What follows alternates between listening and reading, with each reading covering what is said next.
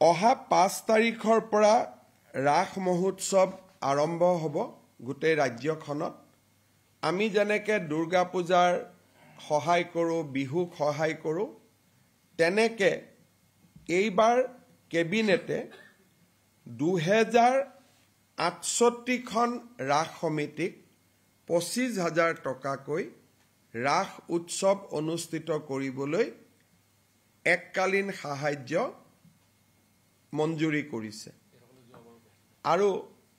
মাজুলীৰ যি 67 ৰাস আছে মাজুলী ৰাস সমিতি সমূহক আমি 50,000 টকাকৈ দিবৰ বাবে সিদ্ধান্ত গ্ৰহণ কৰিছোঁ মাজুলীৰ 67খন ৰাখে 50,000 কৈ টকা পাব আৰু ৰাজ্যখনৰ 2068খন ৰাখে 25,000 টকা কৰি তেওঁলোকে আমাৰ এককালীন সাহায্য লাভ কৰিব আপুনি বিচৰা বাতৰি পাব কেৱল নিউজ 18 এপত নিউজ 18 এপ ডাউনলোড কৰিবলৈ স্ক্যান কৰক এই QR কোড গুগল প্লে ষ্টৰতো পাব এই নিউজ 18 এপ